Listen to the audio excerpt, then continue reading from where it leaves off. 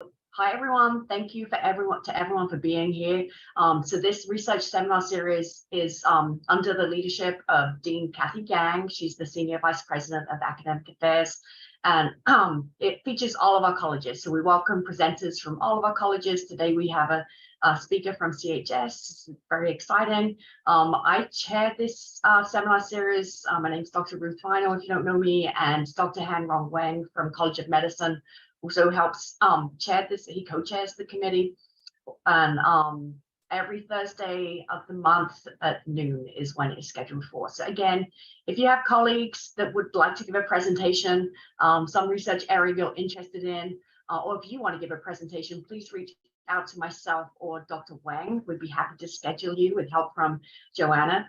And then let's see. So the CNU Research Seminar Series is a faculty development service of the Office of Academic Affairs to host presenters on research advancing healthcare science. Great. And then one more thing. So next month on August 10th, we have Dr. Christopher Lettieri, and he is from the Uniformed Services University and Johns Hopkins, and he's the Senior Director of Insomnia at the U.S. Medical Affairs of Audorcia Pharmaceuticals, and he'll be talking about paradigm shifts in chronic insomnia. So hope you can join us next month. But without further ado, I'll lead over to Dr. Damon Myers to give the introduction to today's speaker. Thank you. All right, thank you, Ruth. All right, so I'm very happy to introduce Dr. Peter Katz. He's been with CHS for the last several years and a really critical member of our college in teaching bioethics, ethics and biotechnology, moral philosophy, and he has an emphasis on pain and dignity in a lot of the, not just courses he teaches, but also in the scholarship that he does, where he's really quite prolific in the scholarship in many different aspects. And you can see just with the title of the talk today, it's a very interesting topic, something that is, I think, challenges some of our conceptions about access to healthcare. And I don't want to take up too much of the time because I want Dr. Katz to be the main star of the show, but I'm very thrilled to, just hear his talk and kind of stimulate discussion amongst the broader CNU community. So I look forward to his talk. And without further ado, Peter, go ahead and take it away.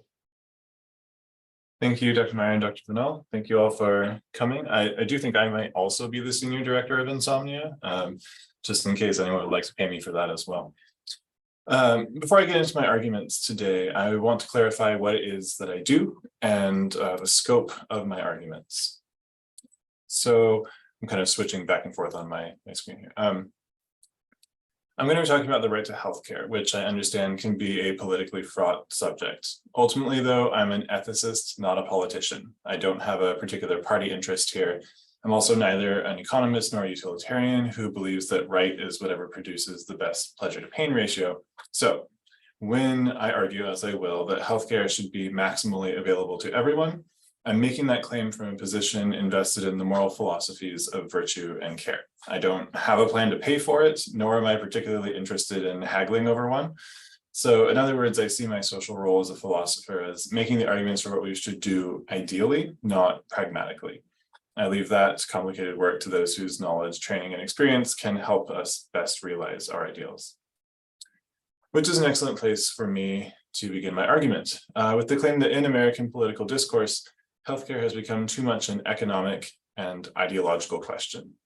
We're too concerned with either what is cost-effective or what fits somewhat arbitrarily into party lines, what can be done economically or to get votes, rather than what should be done. And I'm going to be making that distinction pretty consistently across this talk between can and should. Economics and politics seem like the correct grounds for knowledge because legally the US conceives of rights as a negative, we'll talk much more about this, that is predominantly established through their protection and derived from the cardinal principle of autonomy, that is, the right to do what one will. To better understand what should be done for the health of others, we must assess what we mean by a right to healthcare and the basis for those rights. Ultimately, I'm going to argue that the language of rights insufficiently captures what it means to promote flourishing. While rights are what I'm going to call a useful fiction, There's a better story we can tell ourselves about how we relate to others, and that story is the story of dignity. To accomplish that analysis today, we'll begin by better understanding the centrality of autonomy in Anglo-American conceptions of rights. To reconceive the right to healthcare, we'll first need to understand what it is we mean by a right. From then, we need to interrogate autonomy, that is, the capacity to do and think as one wills, as a first principle, meaning as the foundation of all other concepts. We'll then consider how enshrining autonomy creates logical paradoxes, particularly around well-being. And then from that point, we'll assess what kind of story autonomy and rights tell us about well-being, and conclude by posing dignity as a better story. Here, I'm going to step out of my formal arguments to introduce the players in this game on the assumption that it's been a few years since most of us had our intro to ethics class, if in fact we ever had one. On the one hand, we have the philosophy of rights and duties, or deontology. Probably the most central historical voice in deontology is Immanuel Kant, an 18th century German philosopher. He's going to be joined today by one of the most central voices in modern theories of rights, Alan de Worth. For deontologists, as I'll explore in more detail below, right action originates in adherence to the capital L law of rationality. Our decisions must be formally logical, that is, absent of paradoxes, and universal, meaning I can and must apply them to all people in all contexts and still retain that formal logical stability. For an example, if I define promise keeping as adhering to and following through on what I say I will do, no matter what, but then I say I'm allowed to break a promise whenever it's convenient for me, I would then have to universalize that statement to anyone is allowed to break a promise whenever it's convenient for them. The resulting world would be a bit of a mess, yeah, but that's not really the problem for deontologists, because there's a chance, even if it's small, that everything seems to go all right for a while. And because if we do that, we'd have to wait to see the outcomes before we judge. So we're already going to create a world of hurt.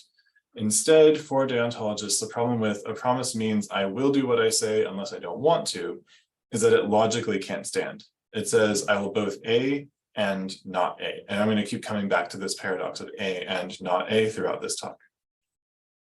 So for a deontologist, breaking promises does not uphold the capital L law of rationality.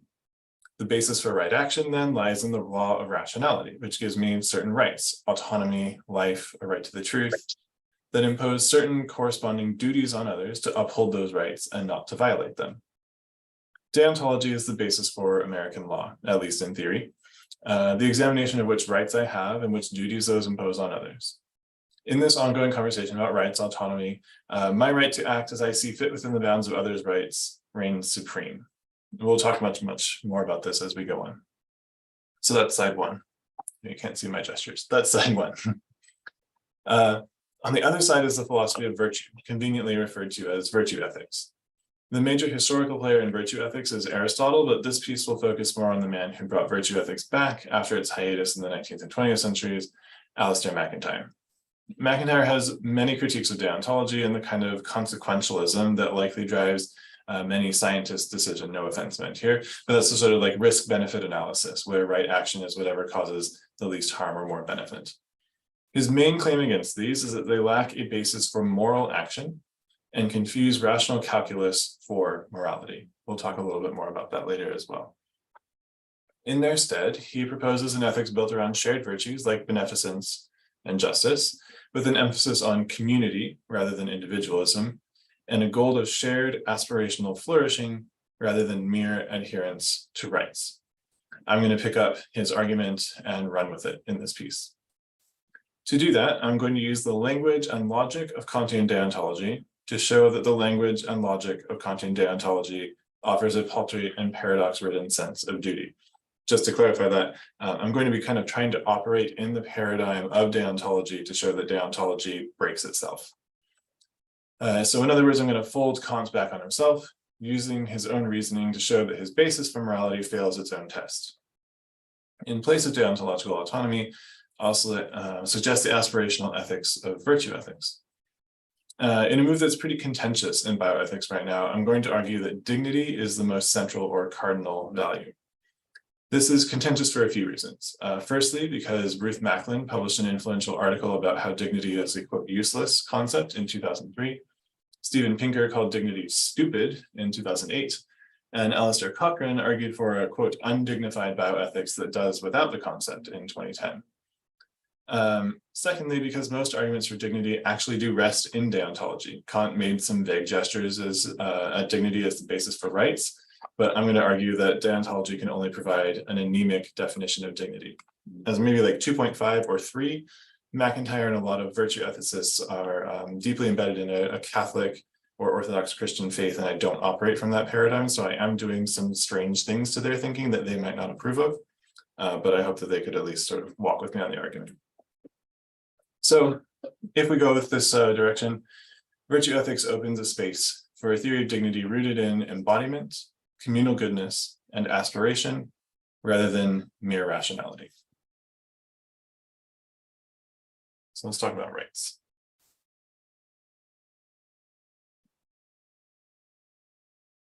Moral language around the Affordable Care Act in the United States has centered around rights and obligation. To what degree, if at all, being part of a democratic society bestows the right to healthcare, and who is obligated to provide and to pay for it. Both those in favor of and opposed to some form of universal healthcare understand the debate as a question of whether these rights and obligations exist. So I'm going to humor them for like a substantial part of my talk today, and then ultimately say that they shouldn't even be barking up that tree to begin with. The language of rights does not justify universal healthcare, but at the same time, the argument that I'm only minimally responsible for others' health fails to satisfy conditions of universalizability and internal logic foundational to deontology. That's kind of my core claim for this section. This paradox becomes most apparent in the democratic rhetoric, that's capital D, the party, rhetoric that healthcare should be a right rather than a privilege. In its reflections on the 2010 Affordable Care Act, the Obama White House archive proudly declares, quote, President Obama promised that he would make quality, affordable healthcare not a privilege, but a right. Democratic politicians like Bernie Sanders, my partner corrected me, he's not a Democrat, he's an independent, but left-leaning politicians like Bernie Sanders echoed this definition through opposition, a right, not a privilege. More precise definitions of right clarify the distinction between these two. According to Gaworth, prepare yourself for a crazy chart, we'll walk through this together. According to Gaworth, rights are justified demands for or claims to certain kinds of guaranteed conduct on the part of other persons and their objects. So in a more formulaic sense, A has a right to X against B by virtue of Y, which is what this chart here shows. There's the by virtue of actually comes first in this chart, so that's the Y. A has their right to X against B. We'll unpack this together. So I'll be A in this situation, rights impose duties on others. You can be B in this situation, on the basis of whatever grounds justify the existence of those rights, in this case, over on the left of your screen. Positive rights, so this sort of splits apart here. How those demands, my demands, affect others depends on the genre of rights.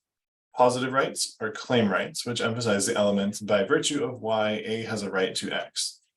Positive rights are what we have by virtue of being born, by virtue of being, quote, born free and equal in dignity and rights, as the Universal Declaration of Human Rights puts it. And those produce claims like from the Universal Declaration of Human Rights, everyone has the right to life, liberty, and the security of person. These are relatively uncommon in Anglo-American law because of our emphasis on protecting autonomy. That emphasis leads Anglo-American law to prefer more negative rights, which demand forbearance, or in other words, the right not to have someone stand in the way of a right. A little bit complicated, but it should make pretty intuitive sense to those of us who live in and experience American law. They demand forbearance, and that the only imposition that A's negative right makes on B is not to stand in the way, as in the shall not be infringed that ends a lot of the United States' Bill of Rights. So when Obama or Sanders say that healthcare should become a right, they mean a positive right, that a citizen should have a right to claim a minimum standard of well-being. Crucially, positive rights claim often impose an obligation on B that B now has a duty to help uphold and fulfill A's rights. If I have a positive right to die as I see fit, for example, that may give me a right to compel you with the obligation to euthanize me if that's what I choose. I'm unconvinced of that argument for the record.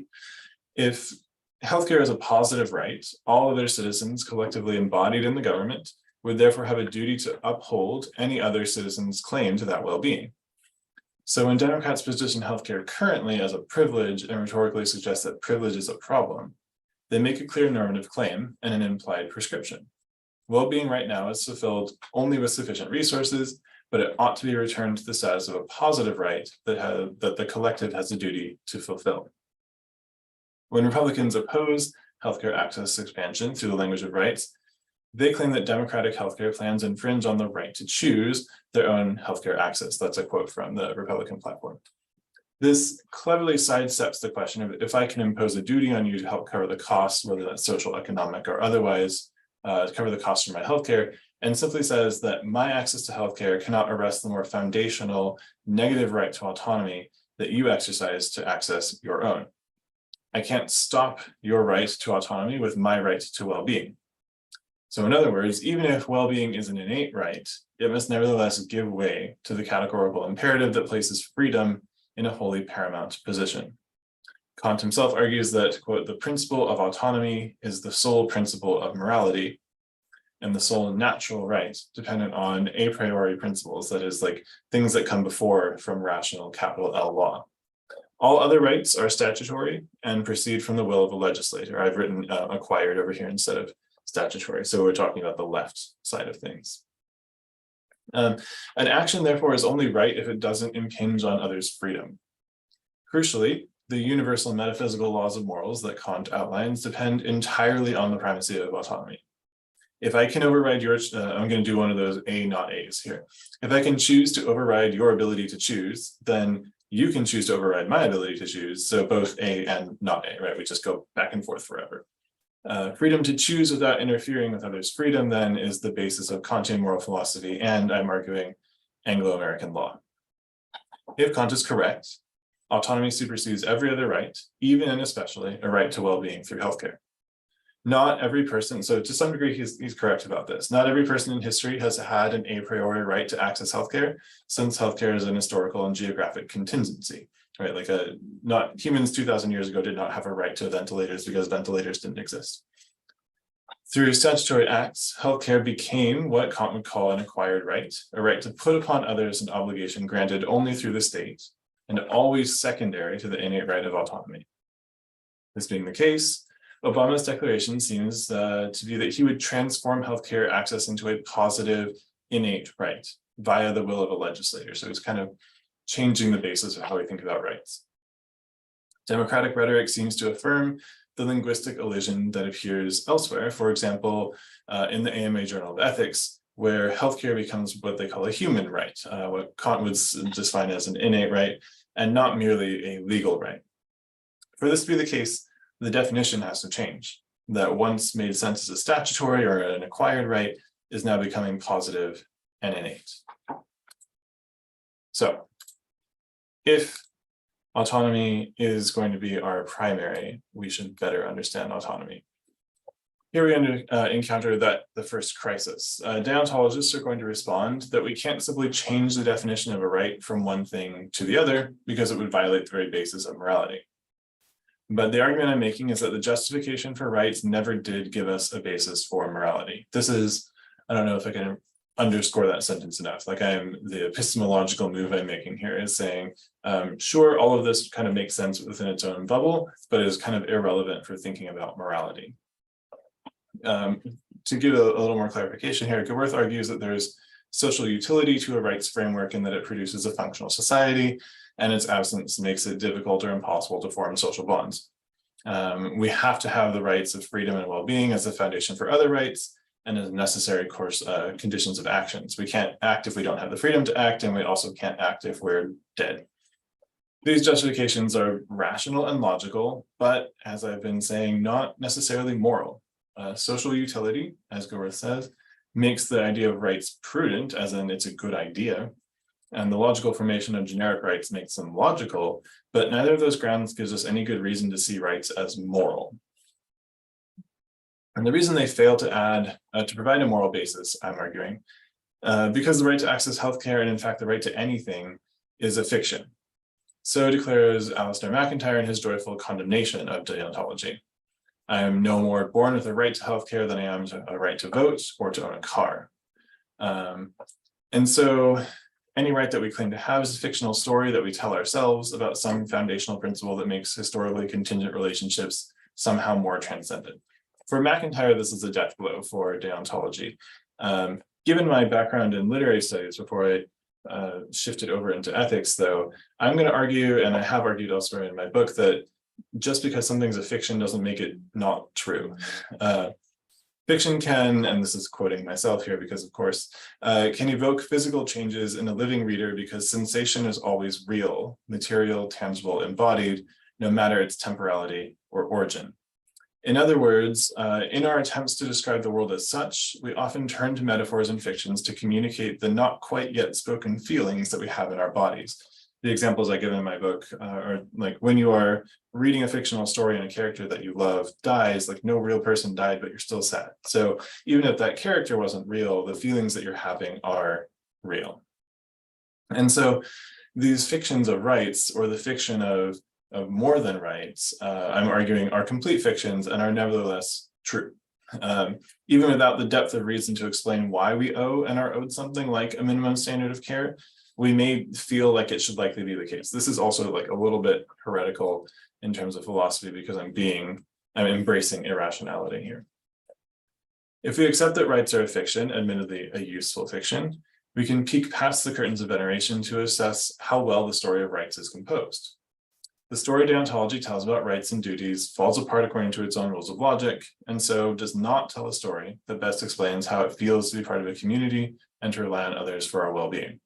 I will unpack this throughout, but if you'll just grant that claim here for the sake of argument, we can understand the conflict over universal healthcare as a debate about how we tell the story of rights. The metaphor of rights must confront the paradox of the fiction that autonomy supersedes claims for well-being. For autonomy to be cardinal, we have to sacrifice well-being, in other words, but without well-being, as we established before, we can't exercise autonomy. In other words, as I will unpack throughout this, on the one hand, the story of rights says autonomy must come first, but the reality of being a body says well-being might need to come first. And so we get one of those A and not A. The Anglo-American language of political rights will always insufficiently answer questions of healthcare because of its fundamental opposition between the individual and the society that barely preserves individual from what Hobbes calls a state of nature. To preserve our autonomy, because as we established before, nobody is allowed to take anybody else's autonomy, we're left alone as isolated individuals reliant only on ourselves. This will present a paradox for well-being because, as we'll see, the very nature of well-being depends on other people, and I'm emphasizing dependency here because it's crucial, but nobody's obligated to help me. The doctrine of the autonomous self-interested individual comprises the basis of modern Anglo-American liberalism. I think for the sake of time and audience, I will not read a bunch of old English from Locke and Hobbes and just ask you to some degree to trust me on this. Both Locke and, I'm sorry, Dr. Davis wants them, so I'll make it happen.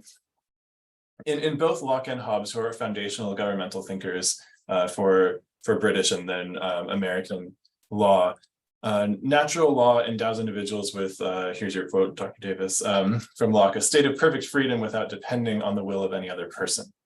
And that law teaches all mankind, more quoting here, that no one ought to harm another in life, health, liberty, or possessions. This is where we get life, liberty, and the pursuit of property, which then becomes happiness, and there's a whole lecture in the conversion there, but we shan't. And ultimately what we get here is that these people are fundamentally self-interested above all else, insofar as they don't infringe on anybody else's self-interest. The quote that you may have heard misattributed to a whole bunch of different people is that my freedom ends at the end of my nose, which for me is a little bit more than the rest of you have. Though they might disagree over terms and details, both Locke and Hobbes assume that the voluntary acts of every person, the object is some good to themselves, including the formation of societies.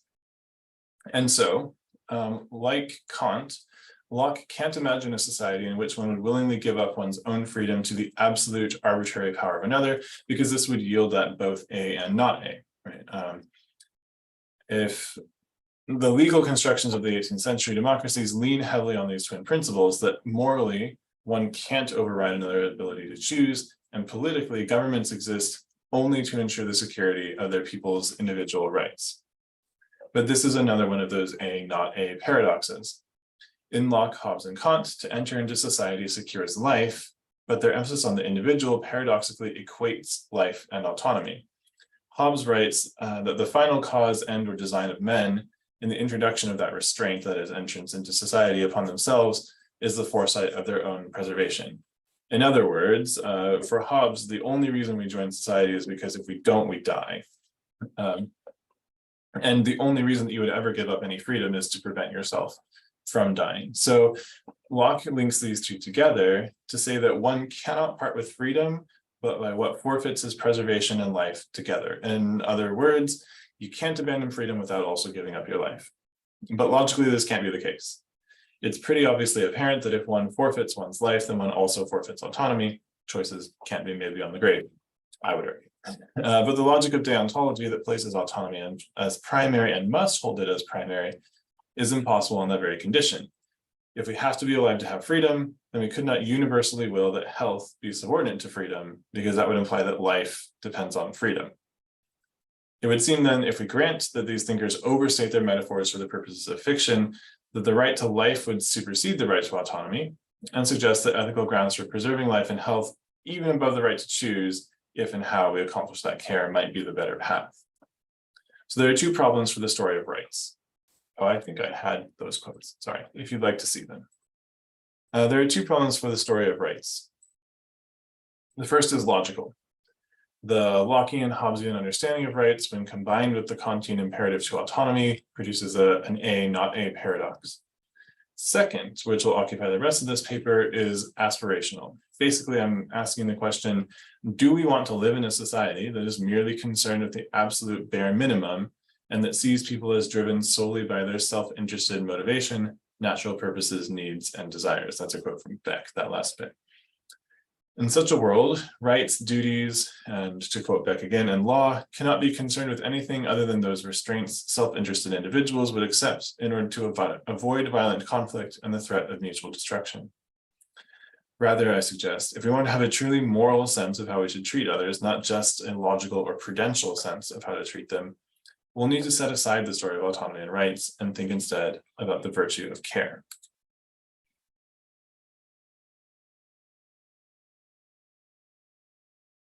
To think of well-being as a right to care does not offer clarity on the obligations that we would impose on others. Yes, we have a duty to beneficence or to goodwill, in that this is a quote from Kant, the maximum of self-interest would conflict with itself if it were made a universal law, since it wouldn't be in my interest to demand that no one should ever help me. This is why it can be universal. But Kant places limits on that duty. One should not, quote, expend one's resources in practicing beneficence to the extent that he himself would finally come to need the beneficence of others. And we can see in there the kind of embedded, rational, autonomous, self-interested individual who says, like, I will help you, but not if it's going to make me dependent upon you. Our duty to beneficence is what Kant calls an imperfect duty, one that we only have to fulfill to the best of our ability.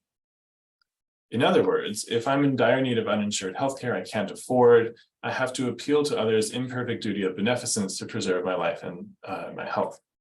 My right to life does, to a certain degree, compel those who can help to offer assistance, but the best I can hope for is that someone will decide that the expenditure of their resources is worthwhile. And suddenly we've landed in Bentham and Mill's consequentialist territory. To Peter Singer's delight, when faced with the limits of a duty to beneficence, the language of rights fails us and collapses into cost-benefit calculations. My right to life or health do not offer sufficient grounds to believe that I have a right to a minimum standard of healthcare or anything above that. My right to well-being does not offer ethical or moral grounds for you to care about me. Ought you give me assistance? Maybe. But as Buchanan argues, that ought doesn't directly imply that I have any right to it. Even if I did have a right to healthcare, 20th and 21st century debates imagine this deriving from society's obligation to provide the minimum of care, which I'm going to frame as a race to the bottom. Charles Fried writes that healthcare, like education or housing, is a scarce resource to which any given member of society is entitled only to a, quote, decent minimum, which should reflect some conception of what constitutes tolerable life prospects in general. I'll just sort of let that sit by itself. In his letter to the president, as chair of the President's Commission for the Study of Ethical Problems in Medicine and Biomedical and Behavioral Research, Morris Abram writes, in examining the special nature of healthcare, I think I have this as a quote. Oops. In examining the special nature of healthcare, we discern in our country's traditional commitment to fairness, an ethical obligation on the part of society to ensure that all Americans have access to an adequate level of care. These are my emphases. This obligation does not require that everyone receive all benefits, all healthcare that he or she may want, or even all that could conceivably be a benefit. Instead, it's a moral responsibility to see that adequate care is accessible. I've emphasized here terms that Abram and the Commission deploy to delimit the social obligation to provide healthcare, adequate as opposed to all, or even all that could be beneficial. They define adequate according to yet undetermined combination of factors that would include things like social consensus, professional judgment, average current use, a list of services, but their goal is not equal care, or even according to benefit and need, but rather to determine an obligation that would result in a distribution perceived to be fair. Many of these conceptions of obligation appeal not to beneficence, but to a meager form of justice parallel to a Rawlsian fair equality of opportunity, a chance for treatment and not any guarantee that treatment or its extent. An obligation to justice ends at simply building a door to care, not actually helping anyone through it, or ensuring that the care they receive beyond that door goes any further than the bare minimum. Admittedly, there's a complicated relation between health and healthcare that I'm making here, and it's a little sneaky of me, and life that's at the basis of 18th century antecedents to our theories of rights. Surely Locke did not mean to argue that the chief natural rights are life and the ability to go to a hospital for a stem cell transplant, since he knew of neither the modern hospital nor the medical treatments available there. But this, I would argue, is the crux of it. Life for Locke, Hobbes, Kant, and their contemporaries was largely a personal problem. For those of us who live in a world of state-regulated, corporate-run hospitals, the problem of health is social, as I've argued elsewhere. This recognizes the oughtness of a minimum standard of care as an ideal rooted in the virtue of civil society to extend care to its members. The really short tangential version of this is essentially like prior to, say, 1836, when the British government says that they can regulate medical education at hospitals, your illness, your death, your these sort of comings and goings of life were personal and familial and communal, but post the institutionalization of the hospital through the 19th century, and especially in the last, say, 100 years, that's now a corporate and or state obligation. And so for Locke and Hobbes and Kant, when they're talking about life, they do mean something personal. But when we talk about life, our life and ability to live it is linked with our health, which is linked with our health care, which is institutional, not individual. Confronted with the bare minimum as our only duty, with the logical paradox between the right to life and the right to autonomy, we might be inclined to say with MacIntyre that it seems a Kantian political practice would constitute, quote, a dereliction of political duty. MacIntyre writes that, this is a longish quote, the classical view, or what I've been calling virtue ethics, begins with the community of the polis, that is the city, and with the individual viewed as having no moral identity apart from the communities of kinship and citizenship. The modern view, Kant and the others we've been discussing, begins with the concept of a collection of individuals and the problem of how, out of and by individuals, social institutions can be constructed. This distinction, I would argue, fundamentally places the right to beneficence and an obligation to the duty of beneficence at odds with one another. I'm only able to cultivate flourishing, or eudaimonia, insofar as I do not interfere with anyone else's autonomy. But this, I think, mistakes Kant's moral metaphors in the face of his own rhetoric. On beneficence, Kant writes, beneficence is a duty. Whoever often, I believe I have this, yes. Whoever often exercises this and sees his beneficent purpose succeed, comes at last to really love him whom he has benefited. In the context of beneficence, this love, and I don't speak German, Menschenliebe, I think, seems to overflow even the rational boundaries that Kant places on it. Rachel Vievsky suggests that Kant's love of humanity and that's the translation there, recognizes the, quote, innate dignity of every person. And it's significant that this claim comes from the second half of the Metaphysics, which is on virtue. Rhetorical overflow is common in thinking about care and pretty central to my argument about the importance of fiction here. Even when an entire paper suggests rational rights in the minimum, the pathos of the essay's conclusions often belie these structures.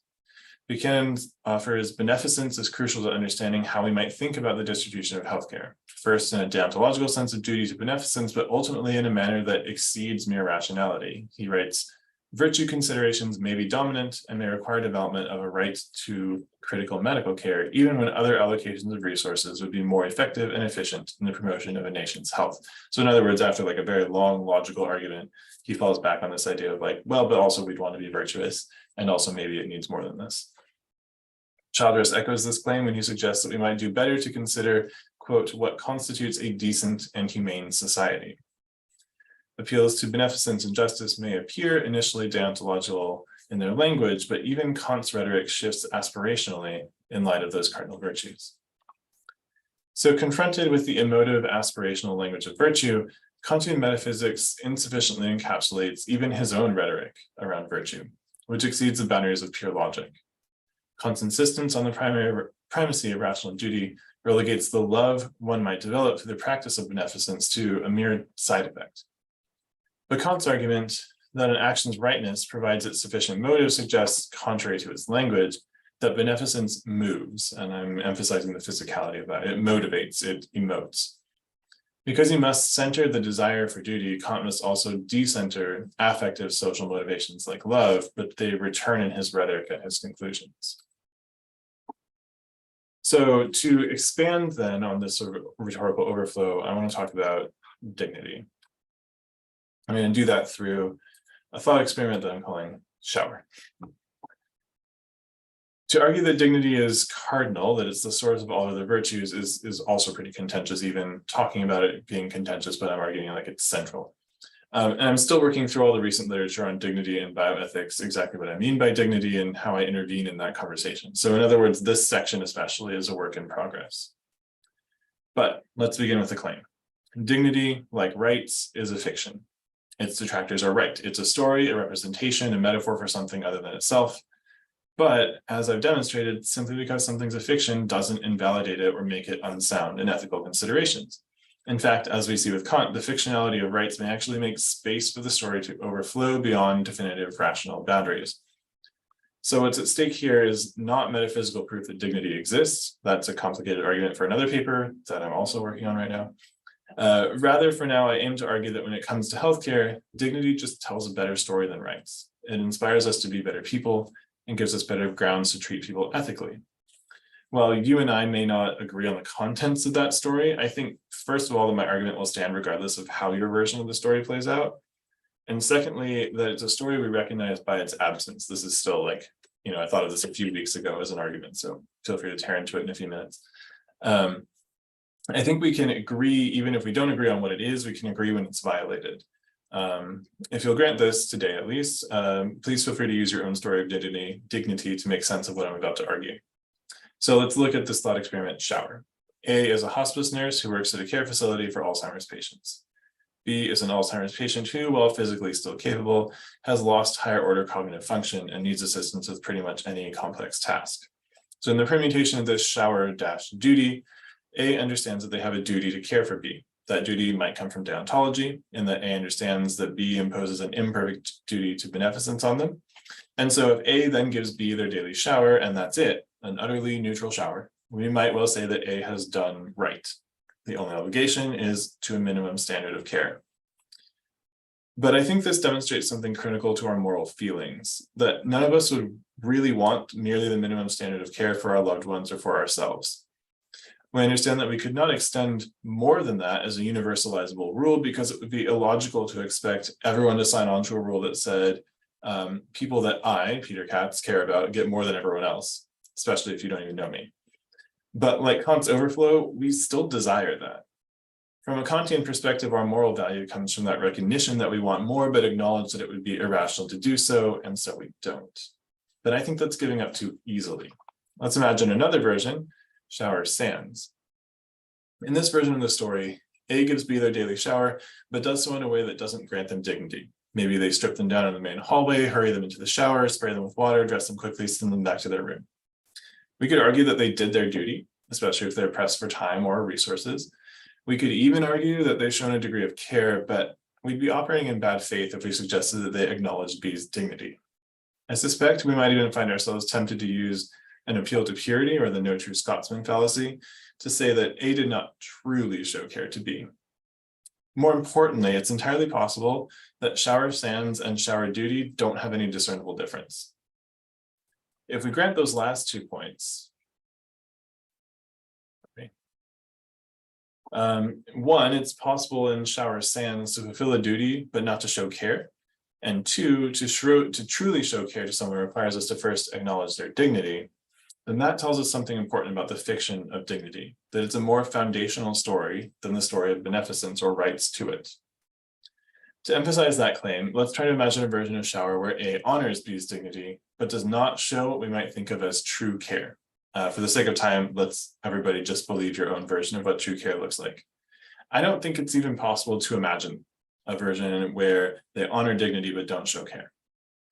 In other words, we can fulfill a duty to beneficence without acknowledging dignity, but that version of beneficence feels anemic.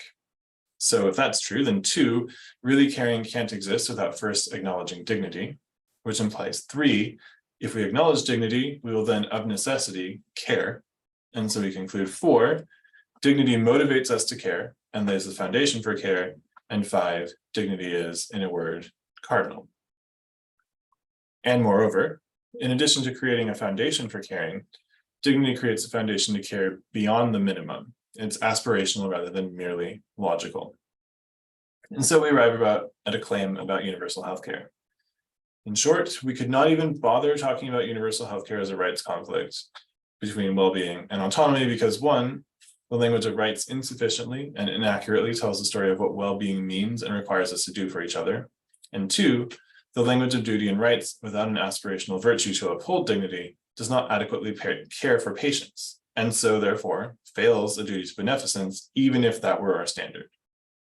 It may not be our duty to provide universal healthcare because it may be the case that nobody claims a natural positive right to healthcare. It's also illogical to suggest that a duty to autonomy supersedes the need for well-being. We therefore may have a political, as in of the polis or of the city, duty to others for which they have no logical rights claim. Universal healthcare is, I contend, one of these. I want to come back to that because I feel like I blew through it pretty quickly. Essentially, I'm arguing that if we must think about this in terms of the story of rights and obligations, we may have obligations to people that they actually have no right to. Think about children, for example. If we grant that well-being is necessary for autonomy, then we must fulfill a basic duty to beneficence. But via shower duty, we understand that we could claim to fill our duty to beneficence through something like a minimum standard of care, but that it seems like caring in name only. As Annette Beyer writes, respect for rights is quite compatible with very great misery. We can imagine a patient who enters the hospital with an illness, undergoes testing by healthcare professionals who say nothing to them, but communicate only in grunts and manipulating the patient's body. The patient receives a diagnosis via email to their hospital app, and then receives the bare minimum of treatment to reach a level of well-being sufficient for discharge. The entire time they're never harmed, they're treated adequately, but none of us, I think, would say that they're cared for. Instead, we must turn to the aspirational ethics of virtue, with the cardinality of dignity at its core, to truly achieve the aim of healthcare and of a collective polis, to care for one another. Thank you. So we have 15 minutes to discuss. I would love to take questions, critiques. We'll stop sharing here. I can always pop that back open and get to slides if you'd like. Thank you, Peter. Does anyone have questions? Well, I really enjoyed your presentation. It is so different, but so refreshing. Thank you. It's nothing like the research or scholarship that I do. And my guess is that others maybe, does anyone have any questions before I just launch into something? Yeah, Peter, I had a real quick question. Yeah, thank you very much for your talk. Thank you. We discussed a lot of these ethical situations in our master's colloquium course. You know, a lot of these discussions are very helpful, at least for like our medical students, and I'm sure they're useful for your students as well. I appreciate all the work you've done on this. I just, if you don't mind, I'd like to play devil's advocate, maybe. Please do. Because I think with autonomy, obviously wealthy people can buy whatever healthcare they wish. And autonomy also stipulates that people can choose to eat fast food and smoke cigarettes and so forth as much as they want. And just claiming, just being devil's advocate here, assuming equal access to education, good upbringing, parents, and access to early intervention by doctors and nurses. If someone chooses, despite all that information, to continue smoking cigarettes and eating fast food and sodas, what is a claim to right to well-being for the patient that suffers from the eventual symptoms versus the well-being of the taxpayer? Keep in mind, I'm just being devil's advocate here. No, I think it's a really important question. Just to reframe, make sure we're on the same page. It's this question of like, what about the duty of all of us, if we are a part of this polis, to encourage our own well-being, right? What happens if my autonomy, my choices to do harmful things to myself begin to weigh on everybody else, right? How much can I expect you to make up for my poor choices? I think that's a very good question. I think that there are sort of, I'm going to make the same move that I've made about rights here, which is to say, it makes complete sense within the framework that looks at deontology, at rational, autonomous, self-interested individuals, to say, like, if you choose to smoke, then when you have lung cancer, like, that's kind of on you, right? And I agree wholeheartedly that if you had access to everything you were saying, right? If you have access to good food, access to early intervention, access to the same education, and you still make those harmful choices, then like you seem to be failing your duty to everybody else, and to expect them to then care for you is at least unfair. But I think what that points out, and this is why I find MacIntyre's emphasis on interdependency and community so compelling, is that that would be 100% true if we were certain that everybody really had truly equal access to early intervention, the same kind of healthcare, the same kind of, right? And so we could imagine a hypothetical society where there are no structural inequalities baked into it, right? Where it isn't that you live in a food desert, or that your school has, you know, significantly less funding than anyone else's school, or that your hospital is staffed entirely by super overworked attendings. So in that ideal world where we all are actually like making sure that there aren't structural inequalities, then yes, I think we would really need to confront the question of like, okay, but you made these choices now. What MacIntyre helps us think about is the way that none of us really make those choices in a vacuum. That there are these sort of social pressures that drive certain people down, as you pointed out. Like I think of myself as an example, right? I have an autoimmune disorder, chronic autoimmune disorder, and I can afford to be vegan, to go to my gym every day, to eat really healthfully. And so I don't suffer from it as much as I might if I were in a different intersection of social inequality. Yeah, it's an excellent point. We actually have discussions on that, like trying to encourage future physicians to keep in mind that some patients may have grown up in an area where they never had access to good food. And the way we impose taxes on things like cigarettes, alcohol, and potentially fast food and soda, is that a way of having society have the patients pay for their treatments in advance? Yeah, I mean, it certainly feels like a negative lever, right? Like we're trying to sort of account for that in a punishment kind of way, or like you're saying, I haven't thought of it that way before, but like pay for this now so we can pay for it later. And it really emphasizes, I think, what I feel like we work toward at CNU, which is a more sort of holistic understanding of why it is that you might need the particular care that you need. And I'm glad to hear that you emphasize like thinking about patients' backgrounds, because I do feel like healthcare generally should be working to ideally prevent people from going to the hospital in the first place, right? Like we want to stop that from happening as early as we can. Well, thank you. I appreciate it. Yeah, I'll just end with this. But yeah, we have specific scenarios where we read articles, we compare a heart attack between what happens with a really wealthy person, middle class, and then someone who doesn't have access, and just the same events, how it carries out, and just how different the outcomes are. So thank you very much for this stimulating conversation. Yeah, thank you for the question, and thank you for having them read those articles. That's great. Mhm. Okay, great. Anybody else have a question? I do. May I step in?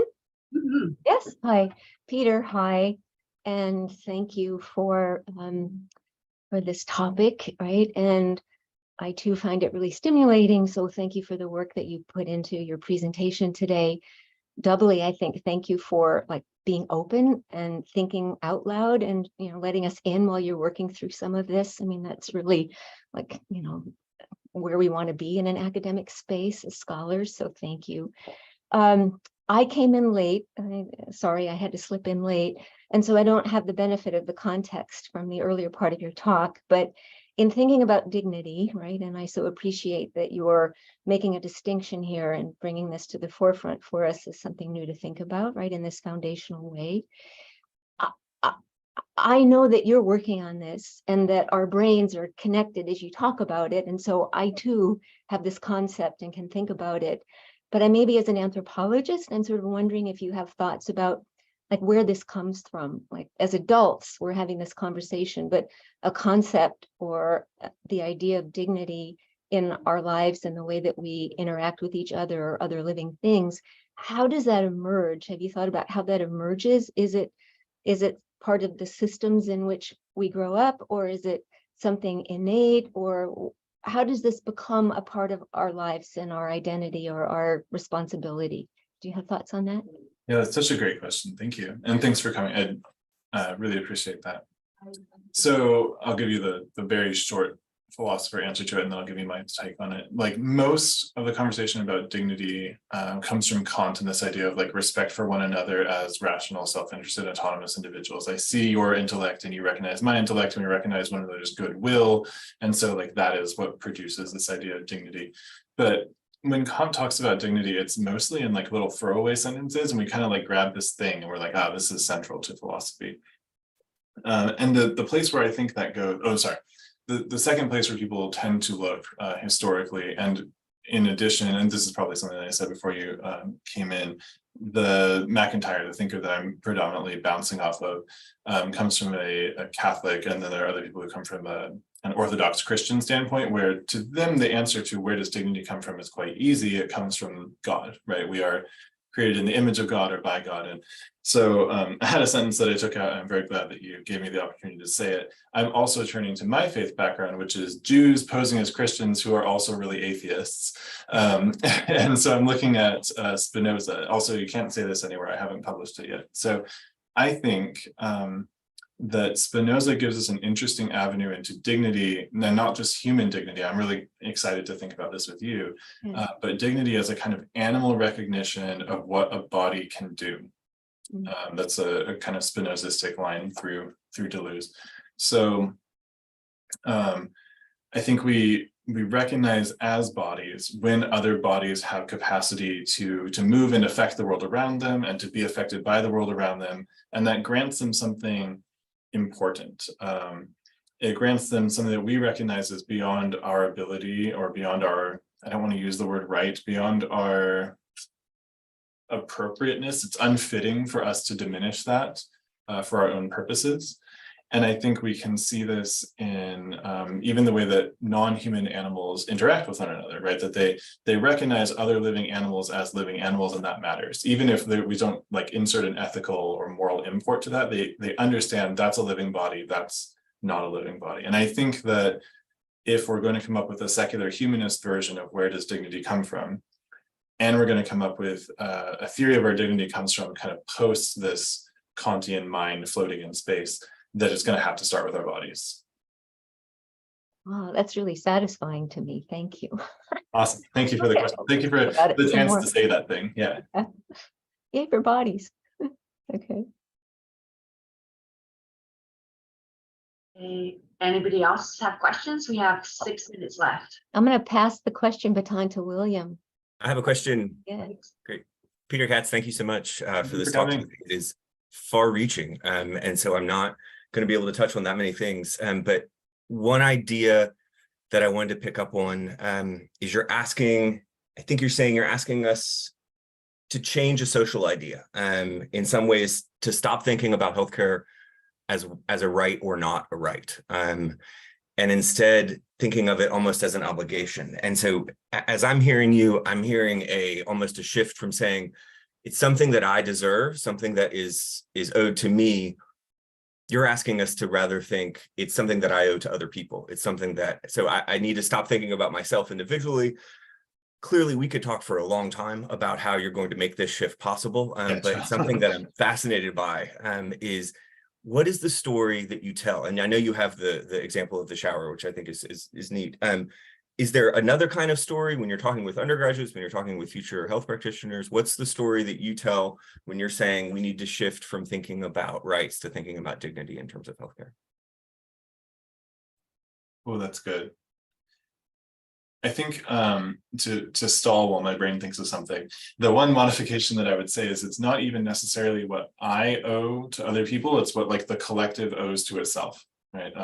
And I would make no secret about my obvious like leftist political leanings, but more in like a theoretical sense, right? I think decentering the individual and understanding this as a communal obligation to itself is really important. I don't have an answer to your question. I tried to stall for 30 seconds and got nothing. What is a compelling story for explaining why we might shift that way? I think, I actually think Catherine would be very useful in coming up with sort of stories here. But I think child rearing, especially in kind of like pre-modern, non-American contexts and like non-Western contexts, might be a good example where like, I mean, I'm somebody who doesn't have children, doesn't particularly love children, but recognizes that like we kind of need children, right? And also they have their own inherent dignity, and they don't respectfully provide anything of use, right? And it's actually really important that they don't provide anything of use. And yet the community realizes that like we should educate them, we should feed them, we should clothe them, we should care for them. If I, like I said, don't love children, but if I walked outside right now and I saw a child who I don't even know fall on the ground, I would of course run over to help that child up and make sure they're okay. And I think that reducing that to a purely evolutionary, like, well, our genes want to continue on, like, get out of here, Richard Dawkins. I think there's something pretty central to recognizing vulnerability and interdependency. Maybe that's the best story I've got so far. Thank you. Do you have a story? Email me. Yeah. Yeah, I'll email you. There you go. Great. 3 minutes left. Anyone? Maybe one or two last minute questions. I'll just acknowledge while everyone's thinking that like, I think embedded in William's question is like, this is great as a paper, like how, if I'm really talking about law, like how does this go from this research talk to like actually being implemented, to which the answer is like, I have no idea. I think that is the big question, right? And unfortunately, I'm a big fan of Donovan Schaefer, who is one of my mentors.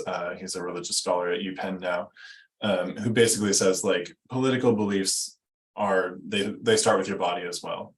So I'm not sure that I could just like present this compelling argument and suddenly everyone would feel communal, right? Or start thinking communally. Any more questions?